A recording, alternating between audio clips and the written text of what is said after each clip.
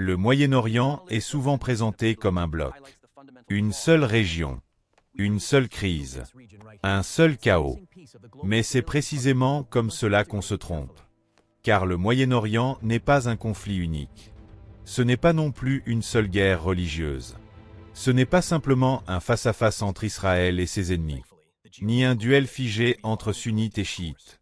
Ni un simple affrontement entre l'Occident et l'Iran. En réalité, c'est un espace où plusieurs logiques se superposent en permanence. Des logiques de sécurité, des logiques de régime, des logiques d'influence, des logiques énergétiques, des logiques de survie intérieure. Parfois, ces logiques se rejoignent. Parfois, elles se contredisent. Mais elles ne disparaissent presque jamais. Quand Gaza brûle, ce n'est pas seulement une guerre locale. Quand l'Iran et Israël s'affrontent, directement ou indirectement, ce n'est pas seulement une crise bilatérale. Quand le Liban vacille, quand la Syrie reste fragmentée, quand le Yémen demeure un terrain de confrontation, ce ne sont pas des accidents séparés. Ce sont les pièces d'un même échiquier régional. Et sur cet échiquier, chaque acteur essaie en même temps de trois choses. Éviter l'effondrement, projeter sa force, et empêcher son rival de dominer l'ensemble. C'est pour cela que la géopolitique du Moyen-Orient paraît si compliquée. Non pas parce qu'elle serait incompréhensible, mais parce qu'on essaie souvent de l'expliquer avec une seule clé. Or, il n'y en a pas une. Il y en a plusieurs. Il faut regarder les États, les régimes, les milices, les routes du pétrole et du gaz, les détroits maritimes, les capitales qui comptent. Washington, Téhéran, Riyad, Ankara, Tel Aviv, Doha, Abu Dhabi. Et il faut surtout garder en tête une vérité plus dérangeante. Dans cette région, beaucoup d'acteurs ne cherchent pas forcément à gagner pour toujours. Ils cherchent souvent à empêcher les autres de gagner davantage qu'eux. Autrement dit, l'équilibre y repose moins sur la paix que sur la gestion du déséquilibre. Tant que cette logique domine, chaque crise locale peut devenir un signal régional. Chaque frappe peut envoyer un message au-delà de sa cible. Chaque cessez-le-feu peut rester provisoire. Chaque alliance peut être partielle. Chaque normalisation peut rester inachevée. Et chaque pays, même lorsqu'il parle de stabilité, pense d'abord à sa propre vulnérabilité. Alors, pour comprendre simplement la géopolitique du Moyen-Orient, il faut arrêter de demander « Qui a raison ?» et commencer par demander « Qui veut quoi ? Qui craint quoi ? Qui dépend de quoi ? Et surtout, qui peut bloquer qui ? » À partir du moment où l'on voit la région comme un système de peur, de rivalité, d'axes, de corridors et d'équilibre instable, le chaos apparent commence enfin à devenir lisible. Dans cette vidéo, on ne va pas essayer de tout raconter. On va faire quelque chose de plus utile. On va simplifier la carte mentale de la région. D'abord, on verra pourquoi le Moyen-Orient n'est pas un chaos sans logique, mais un système structuré par quelques grandes rivalités. Ensuite, on regardera les acteurs centraux, ce qui compte vraiment quand une crise éclate, quand une alliance se forme, ou quand une ligne rouge est testée. Puis on expliquera les trois mécaniques qui permettent de comprendre presque tout le reste. La sécurité, l'influence et l'énergie. L'objectif n'est donc pas de retenir chaque guerre, chaque date ou chaque organisation. L'objectif est de comprendre la charpente. Car une fois que cette charpente devient claire, beaucoup de choses qui semblaient confuses deviennent plus faciles à lire. Pourquoi l'Iran avance par réseau plutôt que par conquête directe? Pourquoi Israël pense en termes de menaces existentielles? Pourquoi les monarchies du Golfe cherchent à la fois la protection américaine, l'autonomie stratégique et la stabilité économique? Pourquoi la Turquie agit comme une puissance régionale nerveuse, opportuniste et parfois imprévisible? Et pourquoi les États-Unis restent présents, même lorsqu'ils disent vouloir se retirer? La vraie difficulté du Moyen-Orient, ce n'est pas seulement la violence. C'est le nombre de couches superposées. Il y a les frontières officielles, mais il y a aussi les zones d'influence réelles. Il y a les États, mais il y a aussi les acteurs armés non étatiques. Il y a les discours idéologiques, mais il y a aussi les calculs très froids de survie politique. Il y a la religion, mais il y a aussi la puissance, le commerce, les routes maritimes, les exportations d'hydrocarbures, les équilibres militaires, les peurs intérieures, les opinions publiques et les rivalités entre grandes puissances qui utilisent parfois la région comme terrain de test. Pour rendre tout cela lisible, il faut accepter une règle simple. Au Moyen-Orient, presque aucun acteur n'agit pour une seule raison. Chaque décision a plusieurs étages. Un étage militaire, un étage diplomatique, un étage économique, un étage intérieur, et parfois même un étage symbolique. C'est pour cela qu'une frappe n'est jamais seulement une frappe, qu'un accord n'est jamais seulement un accord, qu'une normalisation n'est jamais seulement une normalisation, et qu'un cessez-le-feu n'est jamais automatiquement une paix. Si l'on veut expliquer la région simplement, il faut donc éviter deux pièges. Le premier, c'est de croire que tout s'explique par la religion. Le second, c'est de croire que tout s'explique par le pétrole. Les deux comptent, mais aucun des deux ne suffit à lui seul. Ce que nous allons faire ici, c'est donc construire une lecture plus solide. Une lecture où chaque acteur retrouve sa logique, où chaque crise retrouve sa place, et où l'on comprend enfin pourquoi cette région pèse bien au-delà de ses frontières, jusque dans l'énergie, la sécurité, les marchés, les migrations et la politique mondiale. Pour partir sur une base claire, il faut d'abord oublier une idée trompeuse. Le Moyen-Orient n'est pas un ensemble homogène. C'est une région traversée par des histoires différentes, des régimes très différents, des ambitions contradictoires et des niveaux de puissance qui n'ont rien de comparable. On y trouve des monarchies riches en hydrocarbures, des républiques fragilisées, des États militairement puissants mais politiquement contestés, des pays brisés par la guerre, des sociétés jeunes, urbaines, connectées, mais souvent enfermées dans des systèmes politiques rigides. Et partout, une même réalité. La sécurité y est plus centrale qu'ailleurs. Pourquoi ? Parce que beaucoup d'acteurs ont le sentiment que leur stabilité intérieure peut être renversée très vite. C'est cela qui structure la région depuis des décennies. Au Moyen-Orient, les États ne pensent pas seulement à grandir. Ils pensent d'abord à survivre. Survivre à leurs voisins.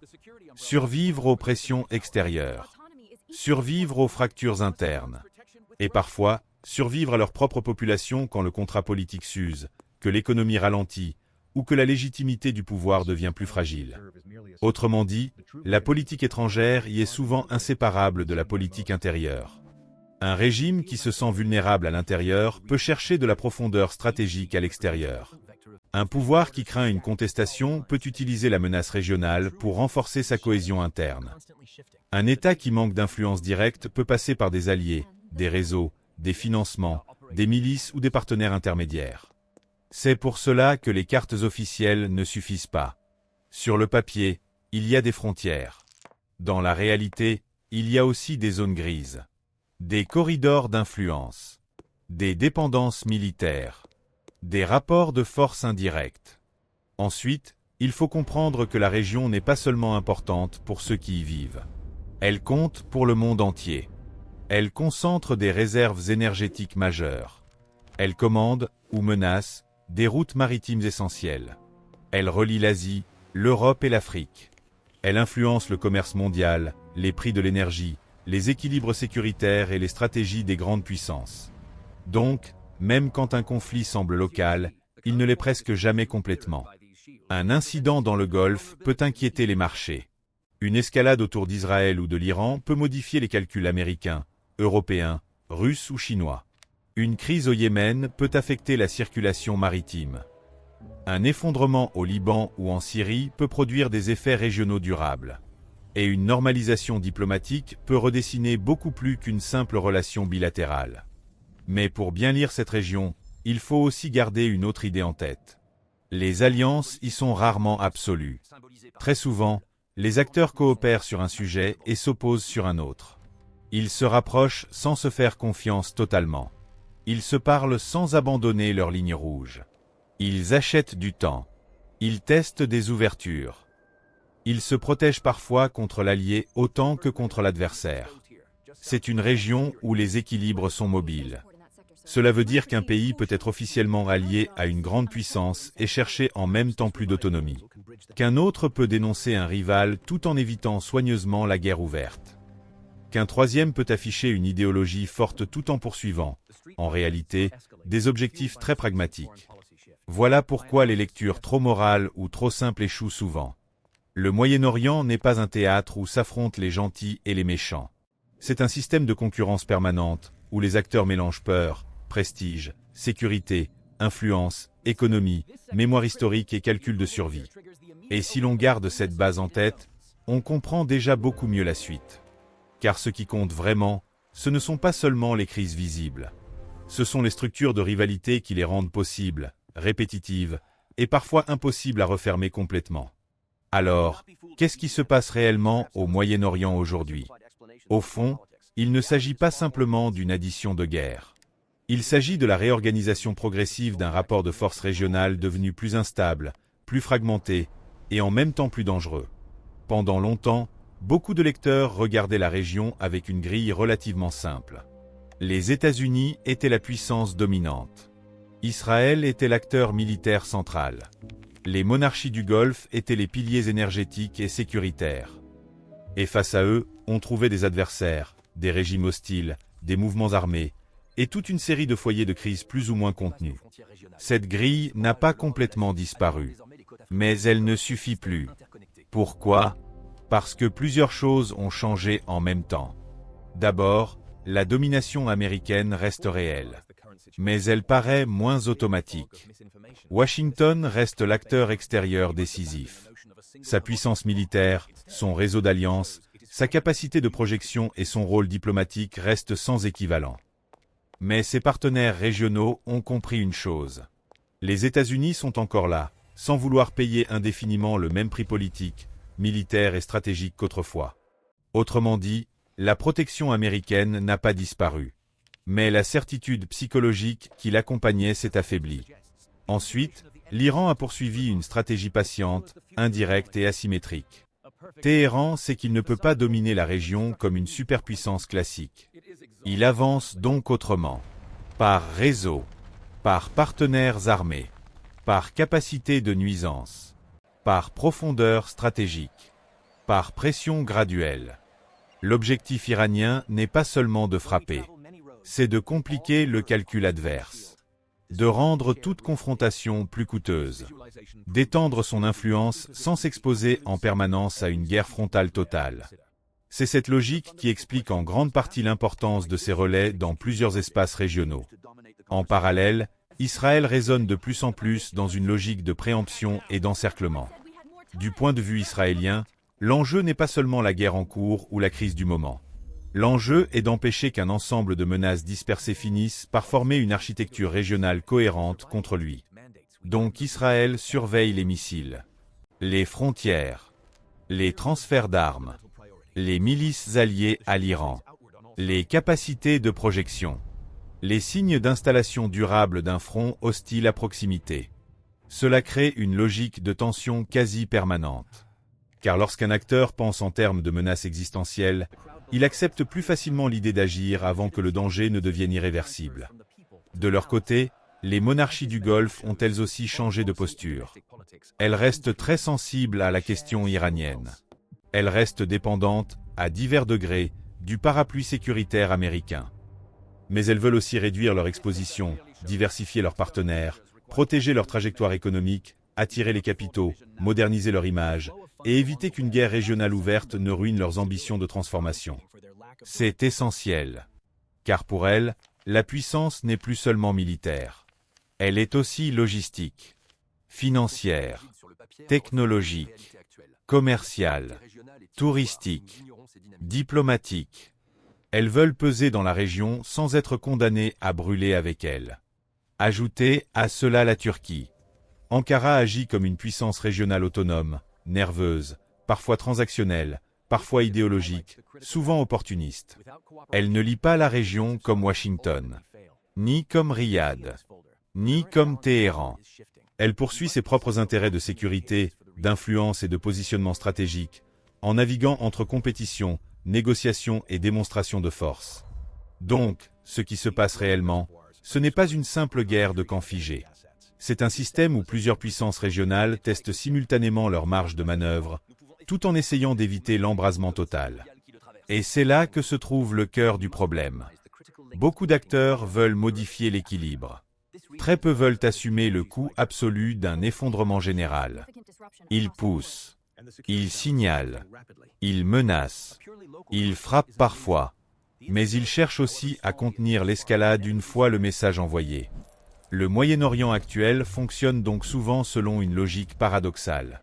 Des acteurs assez agressifs pour rendre la région instable, mais assez prudents pour tenter d'éviter le point de non-retour. Sauf que ce type d'équilibre est extrêmement fragile. Parce qu'à force de jouer avec la dissuasion, les lignes rouges, les réponses calibrées et les démonstrations de force, le risque d'erreur augmente. Une erreur de calcul, une erreur de timing, une mauvaise lecture du message adverse, une pression intérieure trop forte, une attaque qui va plus loin que prévu. Et ce qui devait rester une séquence contrôlée peut soudain devenir une crise beaucoup plus large. Voilà ce qui se passe réellement. Le Moyen-Orient n'est pas seulement en crise. Il est entré dans une phase où l'ancien ordre n'est plus assez solide pour imposer la stabilité, tandis que le nouvel ordre n'est pas encore assez clair pour créer un équilibre durable. Entre les deux, il y a une zone de tension. Et c'est dans cette zone que la région vit aujourd'hui. Pour vraiment comprendre le Moyen-Orient sans se perdre, il faut maintenant réduire toute cette complexité à 3 axes simples.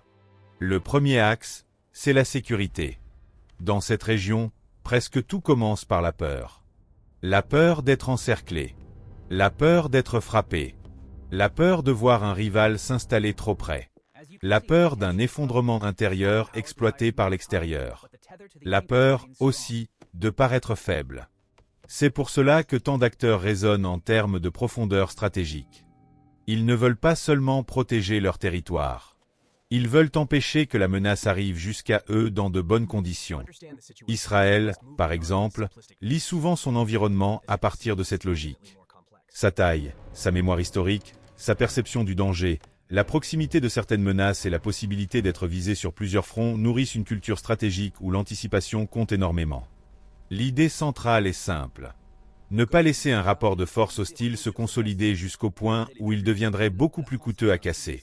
L'Iran, lui, utilise une autre version de la même logique. Comme il ne peut pas imposer sa puissance régionale de manière frontale face à des adversaires mieux équipés ou soutenus par Washington, il cherche à éloigner le champ de confrontation directe. Il construit donc de la profondeur non pas par l'occupation classique, mais par des relais, des partenaires, des capacités indirectes et des points d'appui. Sa sécurité passe par sa capacité à compliquer la sécurité des autres. Les monarchies du Golfe, elles, pensent en termes de protection du régime, d'intégrité territoriale, de vulnérabilité énergétique et de continuité économique. Leur sécurité ne se limite pas à la défense militaire.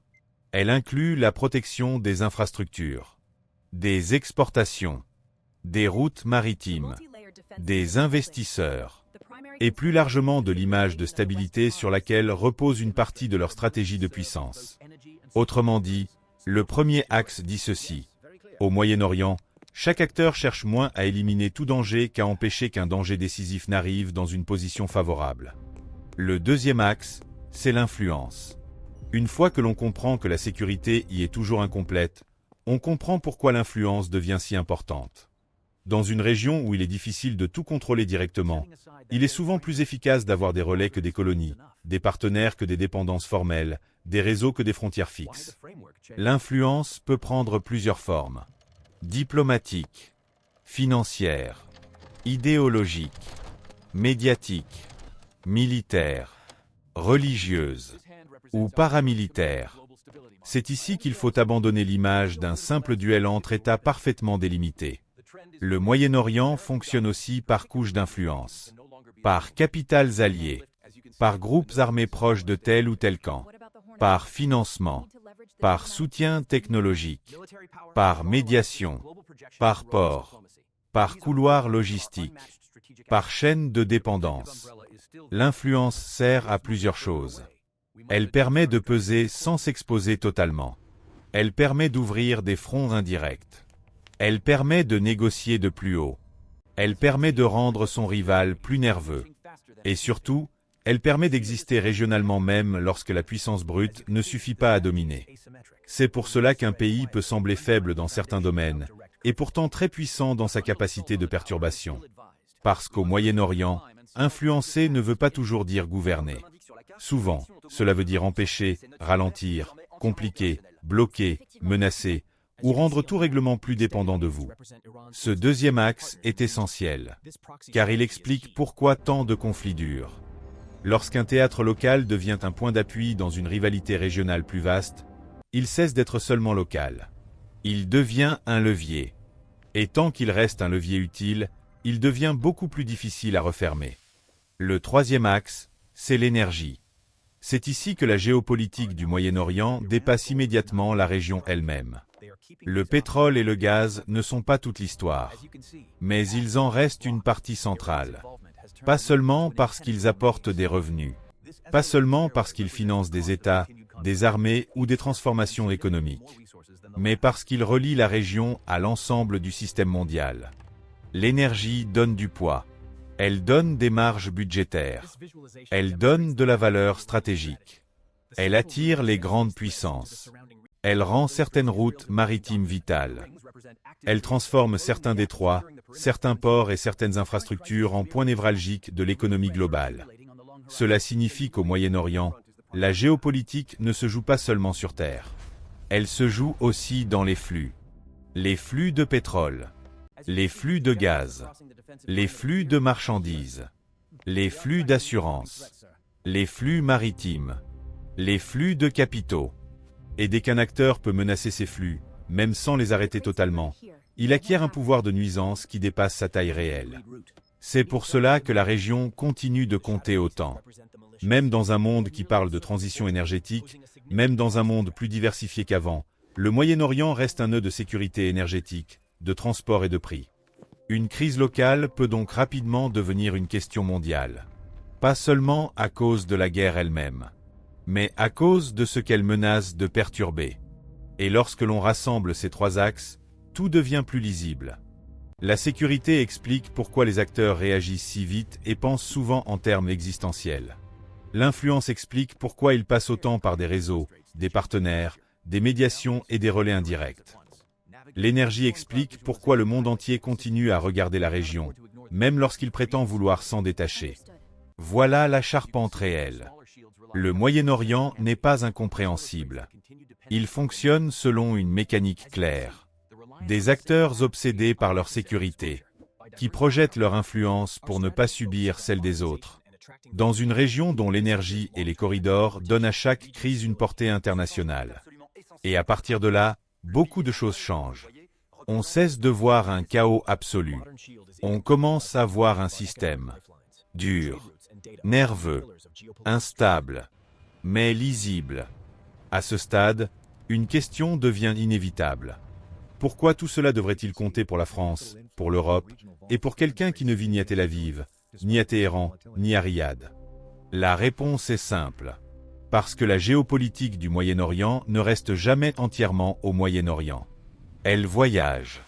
Elle voyage par l'énergie, par les routes maritimes, par les prix, par la sécurité, par les chaînes d'approvisionnement et par la psychologie des marchés. Le premier effet concret, c'est l'énergie. Même si l'Europe a diversifié une partie de ses approvisionnements ces dernières années, le Moyen-Orient reste un nœud majeur des marchés pétroliers mondiaux. Et les tensions régionales peuvent encore modifier l'équilibre entre offre, demande, stock et anticipation des prix. Cela veut dire qu'en France, l'effet ne passe pas seulement par une abstraction géopolitique. Il peut réapparaître à la pompe, dans les coûts du transport, dans certaines factures, dans le prix de ce qui dépend du fret, de la logistique ou d'intrants énergétiques plus chers. Ce n'est pas toujours immédiat. Ce n'est pas toujours mécanique à l'euro près. Mais la transmission existe. Le deuxième effet, c'est le commerce maritime. Quand la région s'embrase, ou quand ses abords deviennent dangereux, le problème ne concerne pas seulement les pays directement touchés. Il concerne aussi les routes qui relient l'Asie à l'Europe. Et là, l'effet devient très concret. Des délais plus longs, ce n'est pas seulement un problème de carte. C'est plus de coûts logistiques. plus de tensions sur certains stocks, plus d'incertitudes pour les entreprises qui dépendent de composants, de marchandises importées ou de calendriers serrés. Le troisième effet, c'est la sécurité stratégique. Pour l'Europe, le Moyen-Orient n'est pas seulement une région observée de loin. C'est un voisinage élargi. Ce qui s'y passe touche les équilibres migratoires, le terrorisme, la sécurité maritime, la prolifération, la posture américaine et plus largement la capacité européenne à protéger ses intérêts dans son environnement proche. Pour la France, cela a une dimension particulière. La France est une puissance européenne, diplomatique, militaire et maritime, avec des intérêts dans plusieurs corridors stratégiques reliant l'Europe à l'Inde, au Golfe et au reste de l'Indo-Pacifique. Autrement dit, pour Paris comme pour Bruxelles, le Moyen-Orient n'est pas seulement un sujet de journal télévisé. C'est une région dont la stabilité, même relative, influence directement la circulation des biens, l'exposition énergétique, la crédibilité diplomatique et la résilience économique.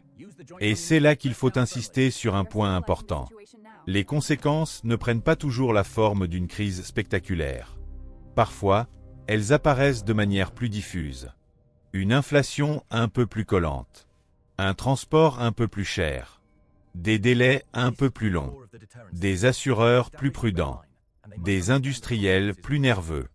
Des gouvernements obligés de surveiller en permanence des risques extérieurs qu'ils ne contrôlent pas totalement. Donc, quand on demande ce que la géopolitique du Moyen-Orient change pour la vie quotidienne en France ou en Europe, la bonne réponse n'est pas « tout change immédiatement ». La bonne réponse, c'est « la région agit comme un multiplicateur de vulnérabilité ». Elle ne crée pas seule tous les problèmes européens. Mais lorsqu'elle s'ajoute à d'autres tensions, elle peut renchérir l'énergie, compliquer le commerce, fragiliser la prévisibilité économique et rappeler brutalement que la mondialisation repose encore sur des points de passage très exposés. Et pour le public, cela veut dire une chose très simple. Le Moyen-Orient n'est pas important seulement parce qu'il est souvent en guerre. Il est important parce que ces secousses peuvent arriver jusque dans des gestes ordinaires. Faire le plein, payer une livraison, regarder l'inflation, ou constater qu'un conflit lointain finit malgré tout par coûter quelque chose à la vie de tous les jours. Alors, au fond, quel est le verdict? Le Moyen-Orient n'est pas une région irrationnelle. Ce n'est pas un chaos sans structure. C'est une région où plusieurs puissances vivent dans un état de concurrence permanente, sous contrainte de sécurité, d'influence et d'énergie. Et c'est précisément cette combinaison qui rend chaque crise à la fois locale dans son déclenchement et internationale dans ses conséquences. La meilleure façon de résumer la région, ce n'est donc pas de dire qu'elle est toujours en guerre. C'est de dire qu'elle vit dans un équilibre instable. Un équilibre où presque personne n'est assez fort pour imposer seul un ordre durable. Mais où beaucoup d'acteurs sont assez puissants pour empêcher leurs rivaux d'y parvenir. Et c'est là que se trouve le prochain scénario possible. Le premier scénario, c'est la poursuite de la logique actuelle. Pas une paix, pas une guerre totale, mais une succession de séquences tendues, de frappes calibrées, de médiations incomplètes, de messages militaires et de rééquilibrage temporaire. Autrement dit, une région qui reste inflammable, sans forcément basculer chaque semaine dans l'effondrement général. Le deuxième scénario, c'est l'erreur de calcul. C'est le moment où un acteur pense envoyer un signal limité, mais produit en réalité une réaction en chaîne plus large. Une frappe de trop, une ligne rouge franchie, une fermeture plus durable d'un corridor stratégique. Une pression intérieure qui force un pouvoir à aller plus loin qu'il ne l'avait prévu. Et dans une région aussi saturée de méfiance, ce type d'erreur peut faire passer très vite une crise régionale d'un stade contrôlé à un stade beaucoup plus dangereux. Le troisième scénario, plus discret mais tout aussi important, c'est celui d'une recomposition graduelle. Des acteurs qui se parlent davantage sans se faire confiance. Des rapprochements partiels. Des médiations opportunistes. Des accords limités sur certains flux, certaines frontières, certaines routes, sans que les rivalités profondes disparaissent vraiment. Ce scénario n'est pas impossible. Mais il demanderait une chose rare dans la région. Non pas l'absence totale d'hostilité, mais l'acceptation par plusieurs puissances d'un équilibre qu'aucune ne considérerait comme une humiliation. Donc, s'il fallait retenir une seule idée simple, ce serait celle-ci. Pour comprendre la géopolitique du Moyen-Orient, il ne faut pas regarder seulement où ça explose. Il faut regarder qui veut sécuriser quoi, qui veut influencer qui. et qui peut perturber quel flux. À partir de là, la région cesse d'être un brouillard. Elle devient une carte de force, une carte tendue, mobile, dangereuse, mais lisible. Et c'est exactement ce qui la rend si décisive pour le reste du monde. Parce qu'au Moyen-Orient, une crise n'est jamais seulement une crise de plus. C'est souvent un test.